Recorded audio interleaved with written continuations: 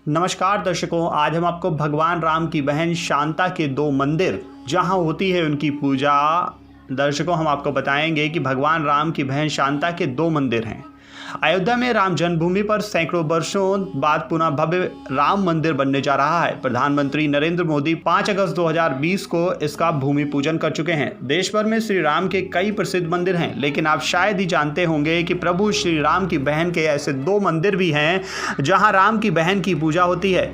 आइए जानते हैं उनके बारे में। जी हाँ दर्शकों, राम की बहनें कहते हैं कि श्री राम की 2 बहनें भी थीं, एक शांता और दूसरी कुकबी।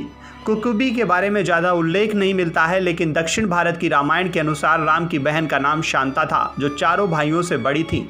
शांता राजा दशरथ और कौशल्या की पुत्री थी, लेकिन पैदा होने के कुछ वर्षों बाद कुछ कारणों से राजा दशरथ ने शांता को अंग देश के राजा रोमपद को दे दिया था। भगवान राम की बड़ी बहन का पालन पोषण राजा रोमपद और उनकी पत्नी वाषणी ने किया, जो महारानी कौशल्या की बहन अर्थात राम की मौसी थी।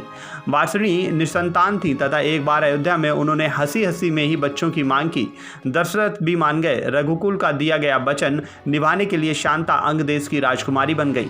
शांता वेद कला तथा शिल्प में पारंगत थी और वे अत्यधिक सुंदर भी थीं।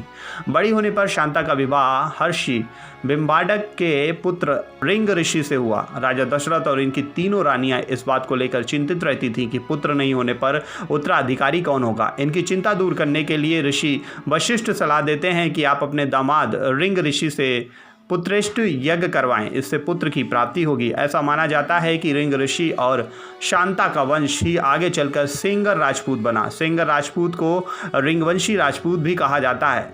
शांता का पहला मंदिर हिमाचल प्रदेश के कुल्लू में है। यह मंदिर कुल्लू से 50 किलोमीटर दूर एक छोटी पहाड़ी पर बना हुआ है, जहां पर शांता की पूजा ऋषि श्रांगी के साथ होती है।